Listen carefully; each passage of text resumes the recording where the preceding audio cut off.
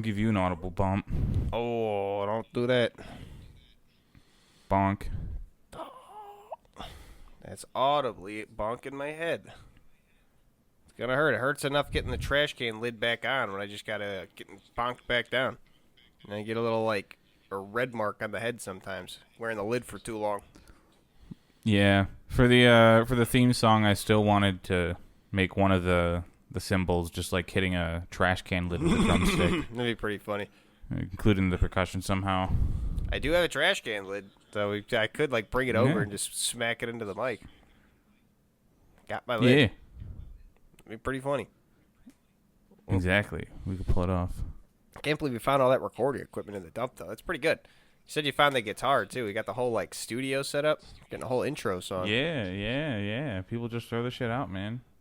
They don't want to bother with selling it. One man's garbage is another good person's good ungarbage. That's how the saying goes. Yeah. And speaking of how it goes today is another episode of Cold Hard Trash CRT episode 97. I'm your host, Trash Can Jones. Not Brig. Fellow host. Yeah. Did you see something that's kind of hot off the presses for very, very hot news? The Wendy's pretzel pub scandal that went down over Twitter? No. So Wendy's did this whole like March Madness marketing thing, right? Where they were like, "Oh, we're bringing back the discontinued stuff from Wendy's, but we're doing it in a March Madness bracket." Oh, wacky! And I follow this fast food podcast, and they were kind of like, immediately they kind of like pointed out that it's a little bit sketchy of what they were doing because all of the votes that would come in would be like for almost every single thing would be like 100, 200 votes because it's Wendy's. Nobody really gives too much of a shit about it. And a lot of the things were weird. Like it'd be sweet and sour sauce versus a burger. And then one of the things was like yellow packaging versus one other type of like sauce or whatever. And they noticed that the yellow packaging rounds would always get like 300 more votes or something than any of the other rounds. So they kind of sussed out that this just be some weird PR thing of like, oh, it turns out yellow packaging won. Oh, crazy. Guess we're bringing yellow packaging back by fan demand. And they were just like...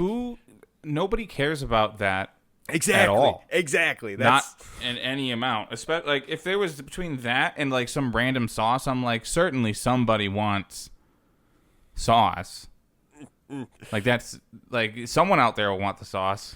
So, what had happened was, because this podcast particularly likes the Pretzel Bacon Pub that was on the bracket, they kind of rallied their supporters, and it came down to one, final round, or the semifinal round, between the Pretzel Bacon Pub and Yellow Packaging. And because they rallied their supporters, it came out to like a 50.4% margin of the Pretzel Bacon Pub winning. And what solidified that this was just some dumb PR thing was because after the Pretzel Bacon Pub had definitively won on their whatever Twitter poll that they wanted to do, they had the picture of it locked and loaded, ready to go, of like, all right, our final is Yellow Packaging versus the other whatever fucking thing was. And so many people like commented, oh, it's such fraud, this bullshit we all saw coming, that Wendy's deleted that tweet. And they had to release another one that was like, all right, and here we have our Pretzel Bacon Pub versus the other thing. Maybe we'll see it in yellow packaging because they probably already made all that stuff and had it ready to go. Seems like they had that locked and loaded. They accidentally ordered yellow packaging. They're like, shit, everyone's going to care about this. How do we manufacture consent? There was at least in a way that nobody gets mad at us for this. There was at least phone calls or discussion had of like, what are we gonna do about this? That's fucking hilarious that they had that much influence.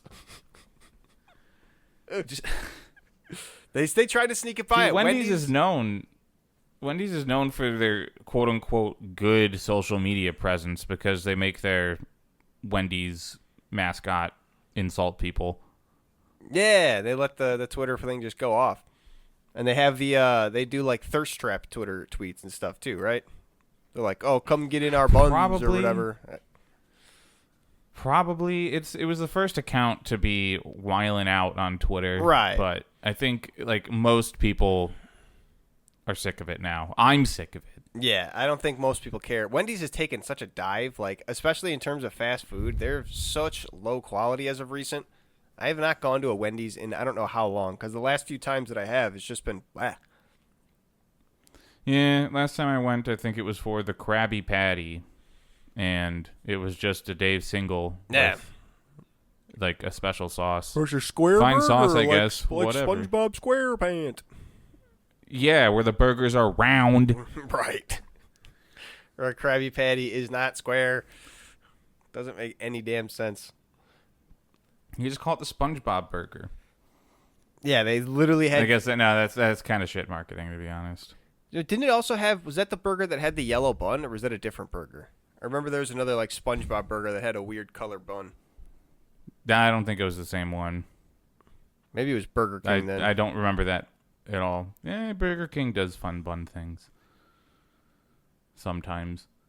But I will, no matter what, I do have to give some respect to Wendy's because of that one time I saw a Facebook post and it's like, this is what they do with your never frozen beef. And they took like overcooked burgers because, you know, at a fast food place, they're just cooking burgers, right? Right, yeah. Like they make more so they can serve it really, really fast. Right, I think I remember you telling me about this.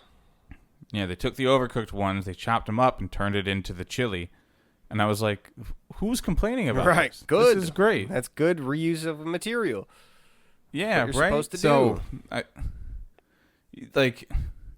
I don't even really want to defend him. It's just other people pissing me off. But, yeah, no, it's just a failure of a campaign. It's really funny. They could have just done the yellow packaging. No one would have gave a shit. I mean, they would have given a shit at this point of just been like, "Oh, you frauds!" And nobody would have given a shit if they just like did the yellow packaging. But because they did the whole hoo-ha of like, "Oh, March Madness, let's see what the fans want," and then now they're going against what the fans want. They would be going against exactly what they whole set out to be. Yeah, but you know, no publicity's bad publicity. I suppose. Whatever. It was Burger King, by the way, that did the Krabby Whopper. I sent you a picture of it. It did have the bright yellow bun and all. It was not very great from what I remember people saying about it. Mr. Krabs' cheesy bacon tots, too. Yeah, I can't imagine those were too great. Such an awful picture. So, I tried to find the worst one, I'll be honest. There's not too many great ones because the bun is just so yellow and off-putting. But a lot of them are like in weird lightings to where like you kind of think the bun is like, is that weird of a yellow? I tried to get the best lighting one, even though it is kind of the worst picture. Mm-hmm. Yeah. And honestly, like if I'm going on to get a burger, I don't really give a shit that it doesn't look like this fantastic thing. I'm going for fast food. Yeah. You know?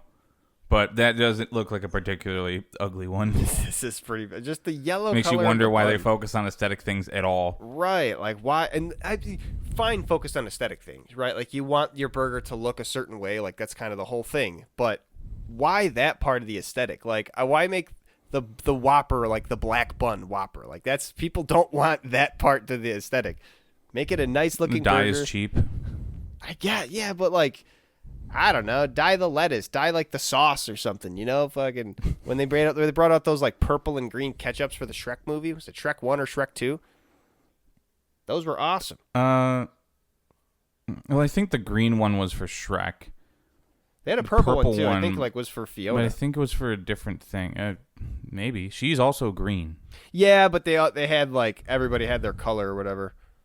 Yeah, well, I'm just saying I don't think it was just Shrek. I think it was like multiple different. Oh yeah, it's Shrek, Donkey, and multiple Fiona. I IPs. think had one. But who had? Fiona was. I think she was just red. Oh, weird. Who was purple? Was Donkey purple? Well, it had a specific name, Easy Squirt. Yeah, I'm looking at all the pictures of it now.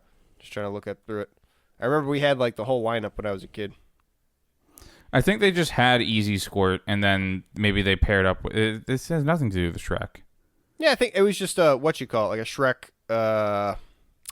Maybe they did a Shrek tie-in at some point. Yeah, I guess they just kept. But it was an existing product. Yeah, I guess green and purple ketchup just Fiona always is unread. exists. Weird. Yeah, they're ancient relics. It's just why? Why would you want fucking green and purple ketchup? What is it? Is it made of a different part of the tomato or something? No, again, it's just diet. But, It's weird. I knew someone back in high school who ended up ordering a bottle of that off of, or maybe it was like early college, but I knew them from, through high school friends, who ordered a bottle of this on like eBay or something just to have. Why? It's a collectible. Oh, okay. Like my 7-Eleven cards. Yeah, but that's like Except a perishable worse. good. Yeah, I don't know how they would collect that. It would eventually just stink. It's like, Is it perishable? I don't know. Does ketchup go bad? It's Could have vinegar. some crazy preservatives. Yeah. I mean, I guess it probably wouldn't like rot, but it probably wouldn't be like, it might go solid. You might not be able to eat it. Yeah, it might not be after a while. good. Yeah.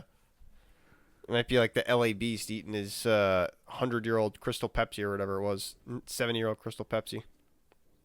70 years old? That's how. No. No, I forget Pepsi's what that old. It was Crystal Pepsi was, what, 20 or something? Because it was in the 1990s and when he drank it.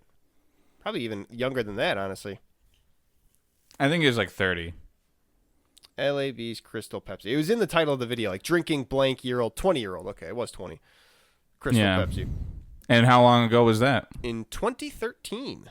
13 years Yeah, ago. so I was right. It's about 30 years old, Crystal Pepsi now. All that I want is a Crystal Pepsi. You know it's true. Good song. The classic. Oh, speaking of great songs, did you just listen to the Dirt Man song I sent you? Put a little dirt I under didn't. my pillow for the Dirt Man. It's great. Oh, wait. Maybe I did. I think I may have saw it before. But I did see that you sent me something in the message, and then I was like, okay, cool, I will listen to that soon, and then I didn't. It's by the same guy who did the Popes from Chicago. Talking up a mask, catch a papal slap. I'm going to the Pope Hat Sox game. Yeah, I got to get a ticket for that. Yeah. CRT meetup. Get ourselves a White Sox Pope hat. It's pretty sweet. Mm-hmm. CRT official. Hell yeah. We just start going to like different events that have free merch and pretending it's ours. CRT official merch just right over it. Pretty good. Mm-hmm.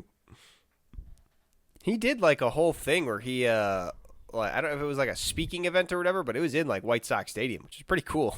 It's like a year or two ago. Yeah. Like right when he was inaugurated or whatever. Yeah. Bequeathed the throne of head pope. I mean, yeah, he has a throne. Does he? Is it called a throne? That one guy just used a chair, but is it called a throne? Is it like I swear it is. What does the Pope sit on? It's got a special name. It can't just be throne. A cathedra or bishop's chair. It's on when presiding over mass. So it's not like his special chair. It just happens to be like the chair you need for mass, and it's going to be his chair, so you might as well do it up, right? If the Pope's presiding over mass, you're not just giving him a regular ass chair. But unless the Pope's like, nah, I'm going to be like everybody else. Give me the regular ass chair. You know, it depends on the Pope, I guess. There's actually. I guess. I don't know. I think it's a throne. You can call any old chair a throne. I suppose you can. Yeah. That reminds me of a story. It's called a toilet a throne. Heard.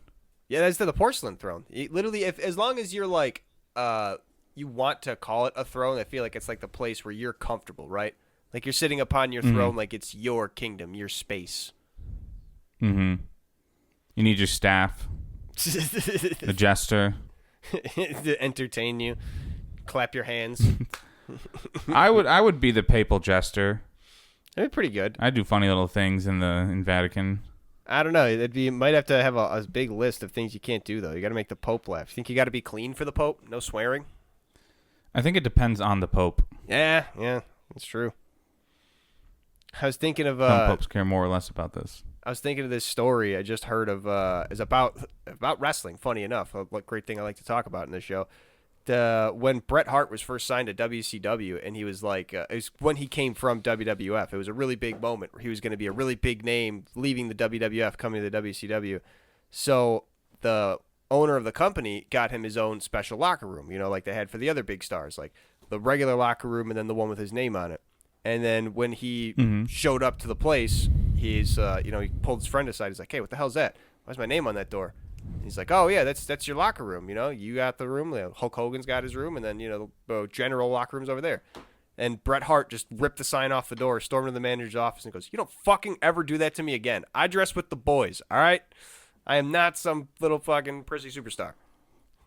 A man of the people. I was like, that's a man of the people. And that last Pope was kind of like that same shit of just like, you're not getting me some big ass stupid chair. Give me the chair that last guy sat on. I don't care. Mm-hmm. Some people be like, well, humility is some people have it, some people don't. It's considered generally admirable, but at the same time, you can have your own locker room. Ooh. Yeah, it's one of those things where getting your own locker room and reaching that status and like is one thing. Like it's it's a huge thing, but also like denying that is also a huge thing. It's a big thing of your character either way. You're not like an asshole. If they give probably you a got the room. thing, and then he was like, "Don't ever do this again." And then he's walking away. He's like, "Hee. I was good enough to get my own room." Right, like I kind of was good enough. It's not a terrible thing when you get your own locker room and you're just like, well, I guess I'll take it. But it speaks a lot to your character to be like, I'm going to refuse any sort of special treatment you want to give me. I'll take the hard road. This kind of guy Bret Hart was. He was wrestling since he was like, probably 5 years old. His dad was a professional wrestler. I think his dad trained no custody professional battles wrestlers. for him though. No, what kind of medals? Custody battles for him though. No. Bret Hart was. I think he's been fine. His family and stuff has been fine. He hasn't had any. No, I'm talking about the specific one. I know it's not Rey Mysterio, Eddie Guerrero. He didn't have any big feuds like that. His biggest feuds were like actually bled into real life, like when he was facing Shawn Michaels for his final match, and then they just rang the bell early and were like, fuck you, you lose. Have fun losing in front of your home crowd as your final match, dickhead. Did he still let that be his last thing? Well, in WWE for a while, yeah. That's why Bret Hart notoriously hated Vince McMahon. But then they used that as part of a storyline when he came back as like, I'm fake injured, and then he beat the shit out of Vince McMahon as an old man. I don't know. Everybody hates WWE because like they kind of use and abuse people, chew them up, spit them out. But then also they kind of remain at the top, being able to dish out big paychecks. So a lot of people end up burying their grievances and coming back for a bit. I think you showed me that one where it's like Vince McMahon is in a hospital bed and he just different one beats him with a bedpan. That's okay. Stone Cold beats him with a bedpan. This is when Bret Hart and Vince McMahon are both a bit older. Bret Hart comes out in a wheelchair and he's got like his leg picked up and everything, like it's all broken. And then he agrees like, maybe I can get into a match with you, Vince. And Vince is like, yeah, I can take you on, no problem. And then he signs the contract, and as he's like turning around being like, this is going to be easy, he stands up out of the wheelchair and just like, I know something you don't know. He signed the papers. Yeah, he's like, you already signed the match, bitch. We're going to a fight. Yeah, I love that corny stuff. Especially just two old men. It's just like, this is going to be probably the worst wrestling match in the world. Two 50-year-old men. Probably it's 60 plus at that point. Yeah, 50's not that bad. 60's not that bad. It just depends on the person. 60 years old in 2006 or 2008, whatever it was, especially as an athlete, you're a dead human. No wrestler at 60 is like looking okay, except for Diamond Dallas Page.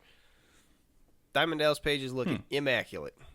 Yoga and I guess they do sort of put their bodies through hell. Oh yeah, and they don't stop. There's a thing. The biggest one is they work 300 days a year unless you work for the WWE or one of those big things that pay you a consistent paycheck. Which even then, a consistent paycheck is on a contract basis, so it's still tension the whole time there. Mm-hmm. Yeah, and then the second you're like, I need to take like 4 or 5 months off to let something heal. That's 4 or 5 months you're not working. Everybody. Damn, do these have good insurance? No, they don't have any insurance. You have to go and buy your own. Fuck. That's why I said they're contract workers. They don't have to provide them insurance. It's a really big thing. There's some people are really vocal, like outside of the WWE, where it's like they need to provide them with not only like options for insurance, but different things like that. But on one hand, they do kind of have an obligation, especially in that sort of business, to provide insurance. But on the other hand, they pay them millions. They give them education of how to handle themselves financially and how to make sure they have like they literally do have like financial literacy classes. They have like things they offer. I think John Cena was talking about like they offer linguistic classes to where if you want to like learn different languages via the center, and then you can go around and tour different areas, like work in Mexico, work in Japan, stuff like that. Like, they have different ways you can better yourself, and it's not like they just hang you out to dry anymore, but still, there should be a little bit more done. Is there a union? No. Very famously, when they was started, They should have a union.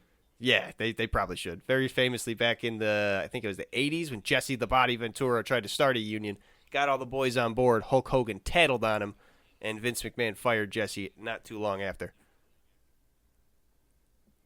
No, Yeah, that never makes sense. That is, like, clearly retaliation. But, like,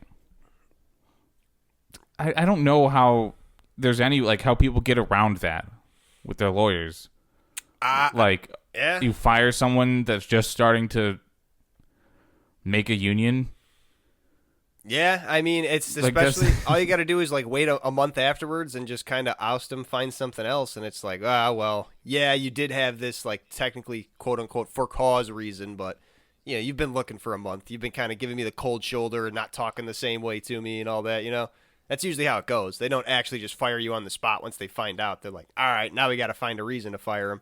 Start looking. Yeah, but, like, I don't know. If you're trying to start a union, you should get protections.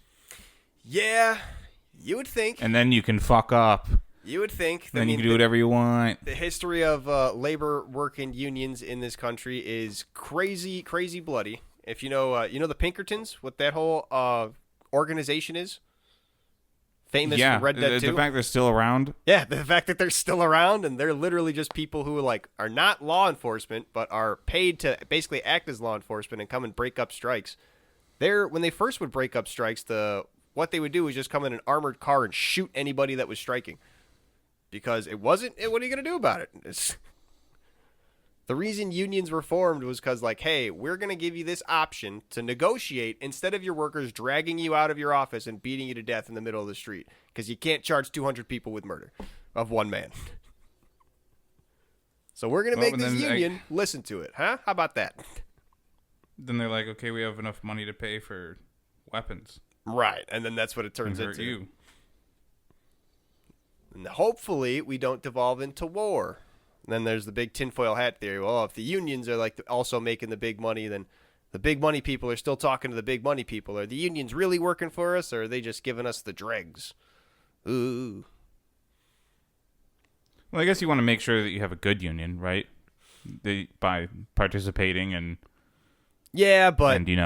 having your list of things that you need and actually getting them.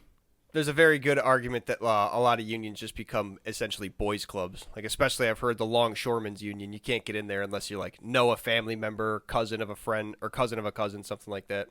Brother of a cousin. It's all things like that.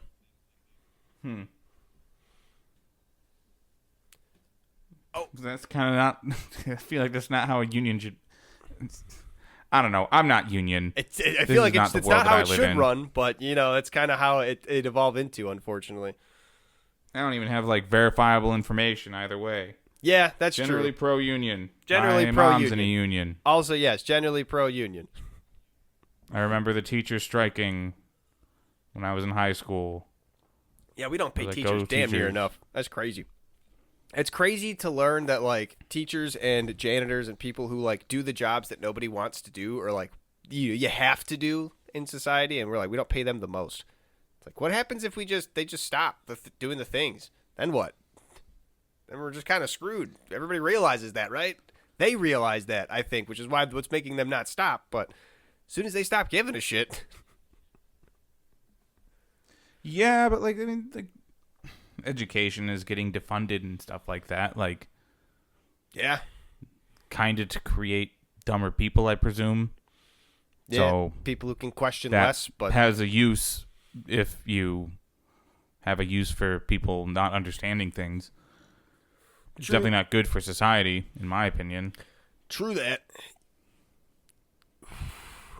Yeah, no, I see. I never know exactly what's real and what's not when I see posts on the internet, especially people posting about their kids, the hilarious one of my 3-year-old said to me, what is it something dies but words last forever or some shit like that. No. I don't know who's actually lying or shit, but fucking when there's people that have like, oh yeah, I'm homeschooling my kid, and what age are they just gonna learn to read? I feel like we kind of need the education system. Homeschooling, you should not leave that up to parents who are just kind of like, yeah, I know how to do this. I can figure out how to teach a kid. It's a pretty complex task. Yeah, people get like, you can't be a teacher without a degree in teaching, but you can teach your own kids. Exactly. Then again, it is just sort of like a personal liberty thing, is what they're going for. You know, it's like they don't trust teachers. I mean, like, why else would you homeschool? I don't know. The big thing too is like, one, indoctrination, two, lack of social, like being able to be social, because that's a big part of what school is growing up, is making friends and like interacting with people at lunch and the playground or whatever. And I can see, like, maybe if, like, the schools in your district just aren't good. Like, if they have, like, a traumatic experience or something, like a bad experience with one of the teachers or something in the public school, in the private school you can't afford. So it's like, if you don't have any other option, then sure. But it's a hard task, just taking to homeschool your kid. Like, it's like you said, you need a degree in teaching. It's not just something you'd be like, all right, here's a workbook, kid. Go to work, when you, like, hand it to them in their room. The fact that they have that whole extra environment and stuff, like, that's school it's a very important thing. It can be. Mm-hmm. Here, we're pro-education here at CRT. Indeed. As much as I hated school, I can recognize that it was mostly a lot of my teachers that weirdly just didn't like kids, or didn't like young boys, especially in Catholic school. There was this weird, I don't know what you would call it, like a mentality that the girls were always very nice and proper, but the boys were just cavemen. Girls always got a little extra special treatment. Yeah, and then there's a CRT episode where we go back in time and find you in the school, and you guys are literally like beating rocks with clubs. And not too far off. I may have been eating a couple fruit snacks off the floor. Maybe have been doing things like that. All right. Maybe we were wrestling in the bathroom. It's not illegal. It's not illegal. Show me the law. Yeah. It doesn't hurt anybody. Yeah, no, I didn't hurt anybody. I mean, I probably pissed a lot of kids off, but I didn't hurt anybody too bad. Yeah. Do you remember the salt and ice challenge? Oh, yeah. Isn't that where you just put salt and ice on your skin and it burns it? Where, like, you lose your skin? Yeah. And the eraser game? I did that one. On my my wrists, the tops of them. That was not great. Why do you think the teachers were mad at you? Listen. We also, teachers were kind of dumb, okay? So they gave us these, they were basically like old, used McDonald's gift cards and stuff, because I swear one of the teachers was like, oh, I have a drawer full of these. What can we do with them? They gave one out to every student. They were like, this could be your straight edge for math class. So cut to one day later where everybody's got a different weapon carved into those things, like saw blades and fucking knives and whatnot that we've just been cutting out over the course of days. It's pretty great. That one kid shows up with like scratches, because we weren't like actually cutting each other where we were bleeding and whatnot, but like you're scratching them hard enough to like get a good scratch in. And one kid showed up to class just scratched to shit, and the teacher's like, "What happened?" Oh, we were drawing straight lines. They're using our straight edges, and then everybody turned theirs in. It was like they handed out McDonald's gift cards. Then we were like confiscating weapons by 2 days later. Again, I have to say, I don't really think it is like a boys versus girls thing, but like, it sounds like your group in particular. It 100% was boys versus girls thing, because girls would do the exact same type of thing and then not get in trouble for it. Like girls. Oh, okay. Girls standing up in class and like throwing things or yelling out or being on their phone and whatnot, especially when phones were first becoming a thing to have. Like, girls would just be like, oh, yeah, put it away. Like, don't be sure to use that in class. Whereas guys would get, like, their phone taken away, dragged out of class, sent to the principal's office. It's like, it's clearly some kind of misappropriation here, but whatever. You work out your own shit. Some form of sexism in a religious institution. Who'da thunk it? Yeah, right. Who'da thunk? They want to get their wins, they can get their wins. I don't really give a shit. Yeah. I liked school. I didn't. It wasn't bad. I got to join clubs. The sports was fun. I like doing the sports. Only the school ones though. When I had to do sports like outside of school and just like go and meet random kids, it was a lot less fun. Like local clubs and stuff? Yeah, like, because a lot of those kids were just more worried about, like, winning, and, like, the coaches actually cared about winning, and it seemed like even as, like, a 10-year-old kid, I was like, dude, who really cares about Pee Wee football this much? Like, my coach, like, screaming at me, like, through my face mask. I'm like, why does it you care? I just want to play football and have fun. Why do you care this much? Yeah, well, because all of our participation trophies, we've grown soft, and you need a full-grown man yelling in your face at 7 to correct that. I guess so. I had fun playing the football, but actually, like, everything beyond that, like, is not fun. The whole, like, I wouldn't even call it, like, the politics of it, because I was a fucking kid. It's just, like, the dealing of the social aspects of football, where people were like, this is my life. And I'm like, cool, I'm here to play football. It's cool that you don't ever stop this, but I have like a bunch of other things that I do in my life that I don't give this much of a shit about football. I'm going to go home and play video games. I'm going to play a little baseball maybe later. I'm going to go do a bunch of other stuff. You can go ahead and keep working your way to an NCAA scholarship, but I don't care. Yeah, I guess I was lucky to have had such control over my own activities at a young age. Like, I'd sign up for the clubs that I wanted to be in and do the sports that I wanted to do. I'd join tennis and not score a single point the entire season and be like, oh, it's okay. Lucky you. I gave it a shot. I just got told when starting days were for actual sports or the camps, whatever. It was like over the summer. It's just like, we're going to this day. I'm like, all right. Didn't really have a choice. Mm-hmm. I also mentioned that I joined swimming as a senior, and I took last place in every single event that I participated in. Hell yeah. There was one school that I could have possibly done something other than last place, but they didn't have enough people for everyone to participate, so I did not participate in that meet. Darn. I had my shot. I had my chance. JV senior. Dang. It was a nice workout, though, despite my lack of speed. Yeah. Yeah. Oh, what was I about to... Oh, that's right. I was trying to get back something in my mind. I was trying to run it back. Have you ever heard of this guy, Tank Abbott? This is another thing that I had heard about the other day that I knew about Tank Abbott, but I didn't learn about this part of him. No, never heard of him. So he's one of the old UFC guys, one of the guys who was in UFC 1, and is kind of just like known for his big badass brawler ability. Like literally just like big fat guy, beer gut, can bench 600 pounds and like knock you clean out cold.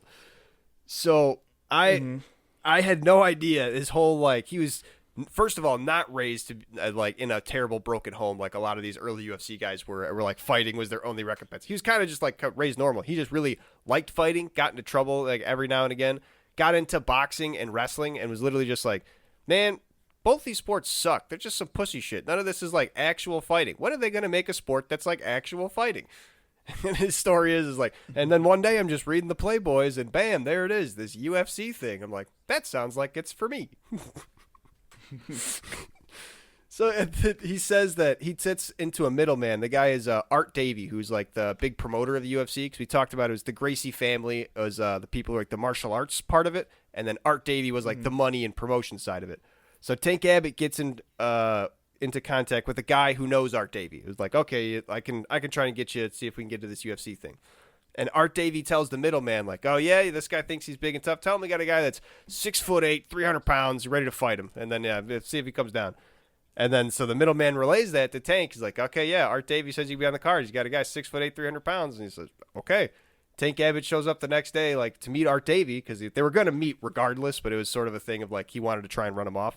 So he set up the meeting for him, and he's like, oh, hey, how's it going? I'm Joe Abbott. They eventually give him the nickname Tank later. And he's like, oh, hey, great to meet you. Hey, what do you got in the gym bag for? We're kind of here for just like a meet and greet. He's like, well, you said there was a guy, 6'8". I was supposed to fight him. Art Davie's like, what the fuck, man? You expect to fight right now? You're crazy. We got to get you on this card. They told him. He's like, you said I had to fight. He's like, as long as I'm not going to jail, I'll fight anybody. I don't care. Yeah, he found his outlet. Yeah, it was. So he didn't win, but did he? Was he a finalist? Like, what did he do? He got into the semifinals. I believe it was Oleg. I forget his last name. Very Russian, like Trimagabov, something like that. He fought in. I think it was. I forget how long the round was. Very long, very arduous, but eventually just lost a rear naked choke. Yeah, it was a technique versus strength fight. He beat two of these guys, just knocking them out cold in like 20 seconds, though. Nice. And This yeah, style is no rules street fighting, like Elon Musk claims. yeah. Elon Musk probably very much like watches Tank Abbott fights and just like, yeah, that's me. Because Tank Abbott's one of those guys that kind of has like an unassuming physique. Because he's one of those guys that like just has been doing this his whole life. Like he's just thick. He's built like a rock. Not like any sort of. I mean, I've known human. plenty of guys like that. Or like you walk, like I remember walking into the gas station once, and there was like, yeah, like legit, like a 6'8", like fat guy, but he's just like giant. Yeah, he's just everything about. Like, what is could big. you do? Like big wrist, big hands. Like you need to be that big. Like everything about you's big. Like you're designed to be that big. It's crazy. Yeah, he's just like, yeah, he looked like a tank. Yeah. You don't need to be like ripped and cut and all that stuff to have enough weight to throw around. And then it's really funny because you know exactly that type of person that there is. But then you see really funny the guys that are like not that type. They're really out of shape fat and they have like the really teeny tiny legs and skinny ankles and stuff. But they think they're that other body type and they start to get into fights and whatnot. And then it's just so funny seeing them try to move. I still wish him and Mark Zuckerberg fought. Just because he would have kicked his ass. I don't even like Zuck. Yeah, Mark Zuckerberg would have just strangled him, though. He actually does jiu-jitsu. I just wanted one of them to get beat up. And had a feeling it would have been Musk that got beat up. Yeah, he's real fat and old and doesn't, like, work out in the slightest. He's got literally... Have you seen that picture of, like, the super low estrogen man? Because there's, like, somebody was bragging online, like, yeah, I got the lowest estrogen levels that my doctor had ever seen. I'm fucking so cool. And then someone posted a picture of, like, someone who has, like, terminally low estrogen. It's literally, like, the most mongoloid-looking creature. I have seen that. The sort of, like, disorder thing or whatever. When you don't have estrogen. Yeah, it fucks your body up. You kind of need that. And that's exactly what, like, Elon Musk is. I wouldn't doubt if he's doing some shit to, like, try and specifically lower his estrogen, boost his testosterone, because he's just like, yeah, min-max life, haha. Doing some dumb there's shit also like the theory that he only wants male offspring. There's all these kids with different women, all through IVF. So they're probably selecting. Weird. Don't like it. Yeah, and then he has this trans daughter, Vivian, that hates him. And I think she was disowned by him, or she disowned him, one of the two. Or whatever. Yeah. And she's the coolest offspring of Elon I know about, a.k.a. the only one. I'm going to say the only one. Aside from the other one that he kept on, like... the other one that he kept on carrying around, the one that he had with Grimes... that was when he kept putting him on his shoulders after the Luigi Mangione yeah, thing. after the CEO got shot. He started carrying around one of his kids in front of him. At all times. That's hilarious. How brazen. So, and then literally nothing has never been seen with that kid afterwards. Had like it's led Grimes on for so long of like, oh, he actually cares about my kid a little bit, and then just dropped the whole shit. I'm surprised Grimes even like bought into it, but you know, whatever. I guess when you have a kid with somebody, maybe you get like some sort of thoughts about them, some sort of expectation. I don't know why that expectation was put on Elon Musk though. She was just not paying attention, I feel. Maybe. Yeah, maybe they're the celebrity style, just able to, like, you know, live in the bubble. Just didn't realize stuff. Celebrities probably have a way easier time living in a bubble than anybody else with all the money they got. Mm-hmm. Don't need to go out there and experience things. Don't need to come on it. Don't come on same way there that we do. Right. And I got to do shit. Have people shop for him. Have people do shit like that. Although, Grimes, I feel like, is a type, like... Do people know her face? Does she put it out there pretty publicly? Yeah. All right. The one that really doesn't is Sia. That's why she has the wig on at all times that covers the top half of her face. Right. Yeah, I'm trying to think. even if though there's like a lot of music artists that like I can know about, not a lot of them I like know their face specifically. Because I feel like the music video and even like the seeing of the artist is kind of becoming like a secondary thing to it. You know, it's not really like a very prominent thing to get the face out there unless they're very like unique, like Chappell Roan, a very unique look. I feel like most celebrities, like, they'll do... It depends on what you're doing, but, like, if you're doing music, you're going to do photo shoots. You're going to have your face out there. Yeah, I just feel like maybe especially if you have an artist name like that, like, it's named after you. It's not a band.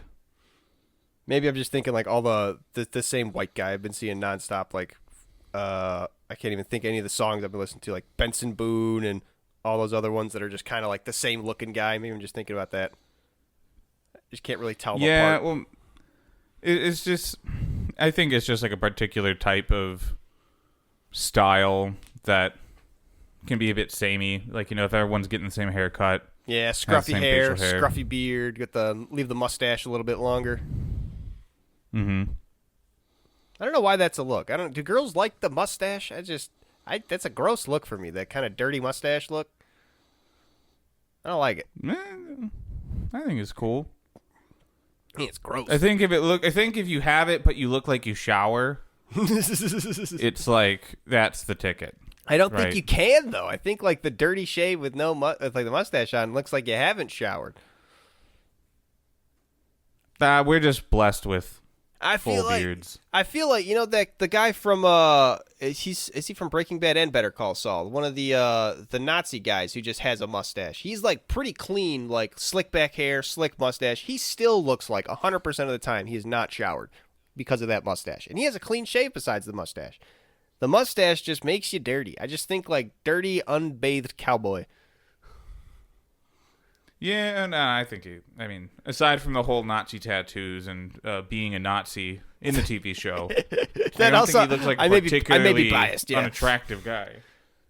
That definitely, moves the needle. It might move the needle a little bit, yeah, now that I think about it. I don't know, though. The other Nazis don't look dirty. Todd doesn't look dirty. Uncle Jack doesn't look dirty. But that fucking rat-faced mustache man looks like he just got out of a fucking sewer every time I see him. He doesn't look like he showered at all. Doesn't look like he knows what a shower is. Yeah, well, also that Uncle Jack looks... he's old. Yeah, when you're old and weathered, you're going to look old. Crotchety. Nah. At a certain point, I think dust just, like, sets into your skin. Like smoking on walls. You can get the light out. He was someone that smoked inside? Yeah. Yeah. I wonder if you could just because I've seen all the different consoles that get fixed like that. I don't know if you've seen the retro writing process, but when they fix like that yellowed plastic, they'll just dip the plastic in hydrogen peroxide and then blast it with UV light, and then it cleans it. It gets rid of that yellowed color. I wonder if you could do that with with your skin at all. Would dipping your skin in hydrogen peroxide kill it? Well, real talk, you don't really have things embedded in your skin like that. So there's the epidermis, which is the skin that you can touch, and then there's the dermis beneath it. And then that's where if you get a tattoo, it goes into the dermis. Because that's the living, all the tissue's living, but that's the it's got the blood flow and stuff like that. But could you remove a tattoo that way if you dipped your finger in hydrogen peroxide and blasted it with UV light, like if you had a finger tattoo? Probably not UV, but they do have laser tattoo removal. Yeah, that just burns the dermis off, though, and scars it. I'm thinking about, if you could straight clean it. Well, it burns the dark ink. It's kind of like how laser hair removal only really works for people with dark hair. Does it really? Yeah. Ah. Because you have the really... dark hair absorbs the light and then gets burnt off. Interesting. So someone with blonde pubes would not have a good time at laser hair removal. Probably wouldn't take too well. They'd have a great time. Nothing would burn. It'd be a waste of money. If they wouldn't get their money's worth. They'd go there and just have a perfectly intact pube patch. And they'd be like, darn it, they need a waxing. Ah, God, I can't imagine getting a waxing down there.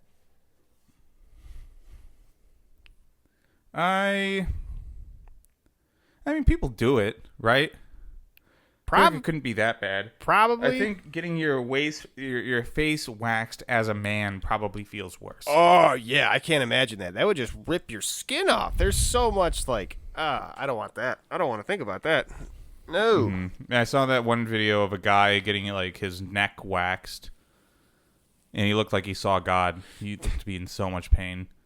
Oh, when I was on Accutane's acne medication, what they'll do for it is you go in and they'll see, like, for your routine checkups, and they'll see when you have really bad, like, it's essentially boils, what mine was. They call it cystic acne.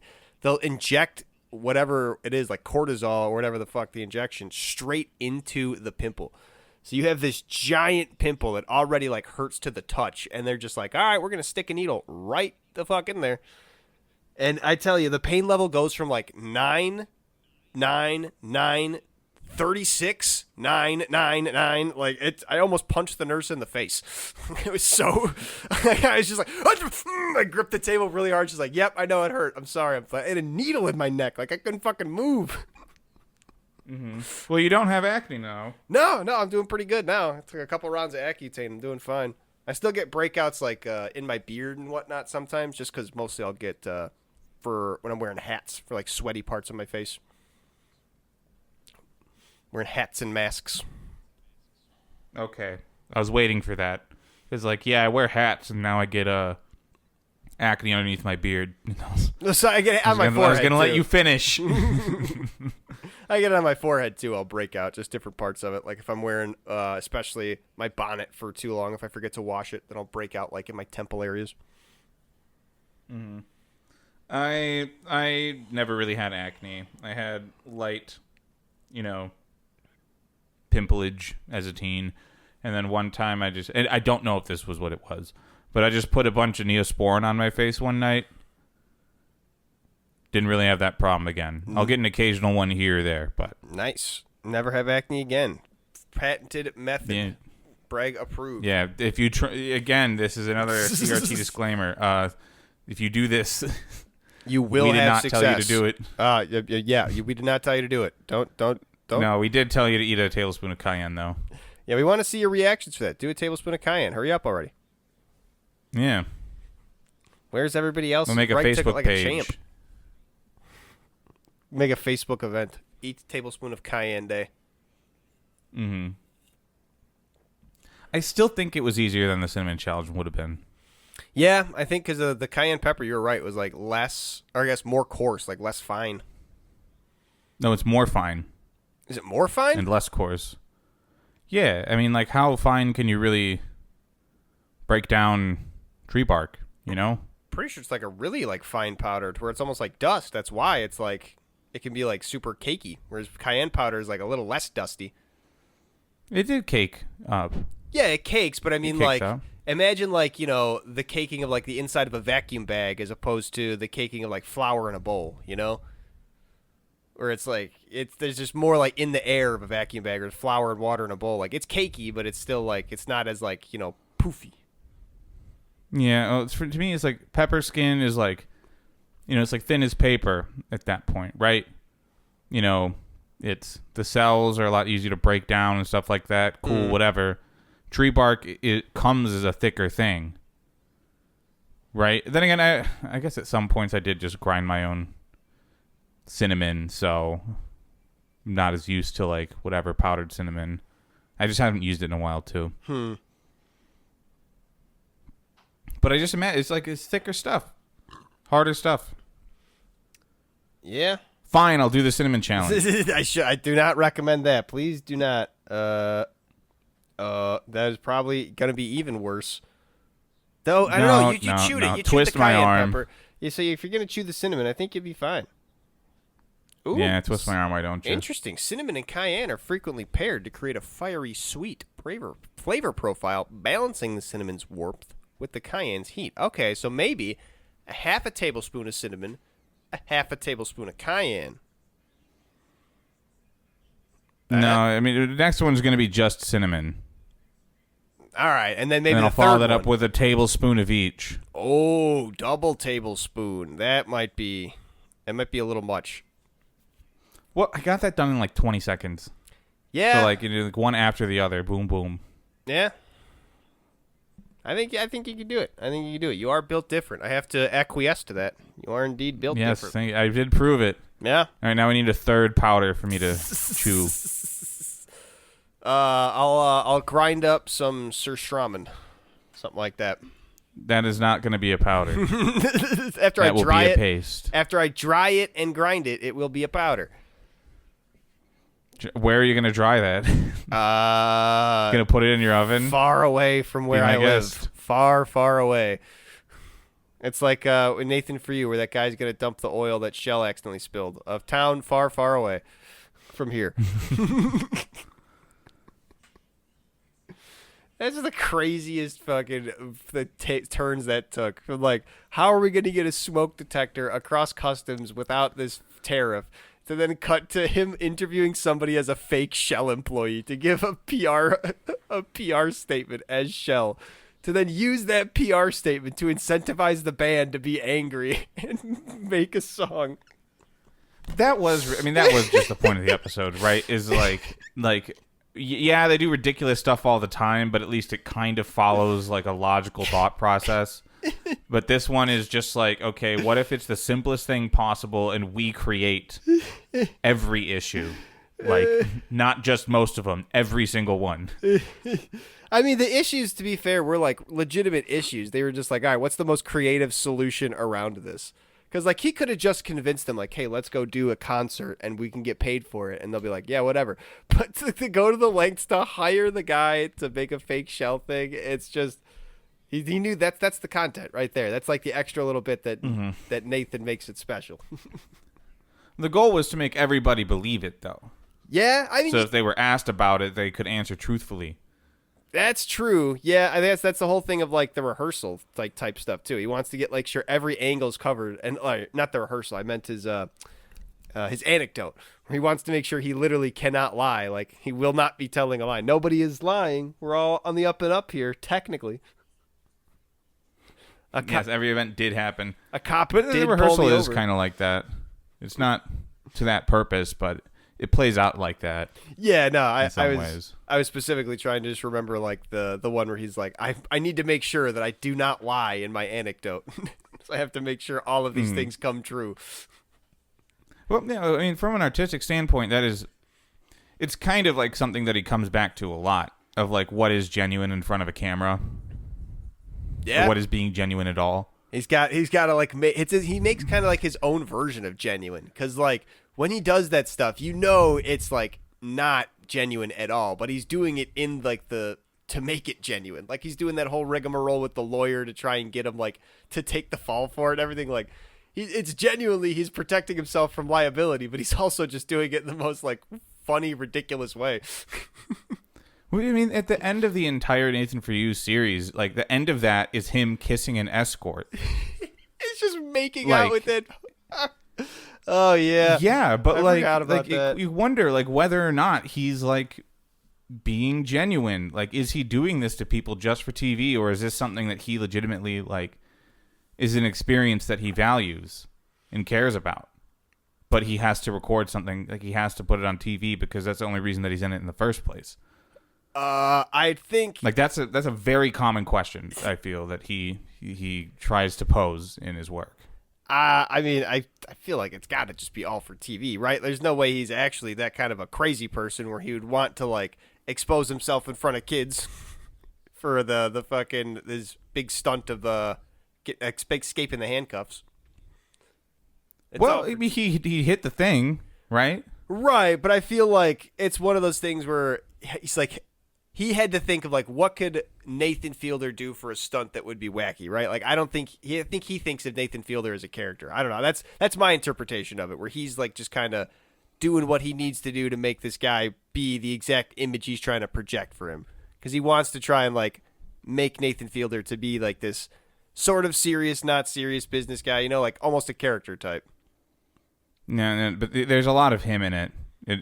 They say that the character Nathan Fielder is an exaggerated form of who he is. Sure. Like a lot of characters are. Like, I mean, pretty much everybody in the Always Sunny show says that too. Like, I basically just play it kind of like me, but anytime I get to step on the gas, I'll just throw it in that direction to see what happens. Yeah, but that's not a reality show. Yeah, but I mean, I guess it's the difference is like they get a bunch of different takes for it, whereas Nathan just kind of has to go with the flow and the whole thing. But it's the same kind of concept of like you're using yourself to make a character, and like you kind of realize like this is not me. I'm making this the extension of myself. You know, you have that moment of like I know this is not what I would do unless I was in this kind of character space of being Nathan for you. I think you should probably watch the rehearsal. I think it's probably very convincing that he's like, it looks like that, but I mean, that kind of thing is kind of the point. I think he wants you to think that he is like that. I mean, you don't come up with this stuff out of nowhere. Like, you don't imagine this character out of nowhere. It needs to come from some place. I mean, yeah. And he's willing to showcase that. And it's like, these are legitimate parts of him. He kissed the escort at the end of Nathan For You. That was the last season of the show, and the only one after he'd gone through a divorce. Yeah, and I mean, it's also, I believe, the season where they do like, I think it's Smokers Allowed or something like that. Yeah, and he gets an actress to just say "I love you" over and over again repeatedly.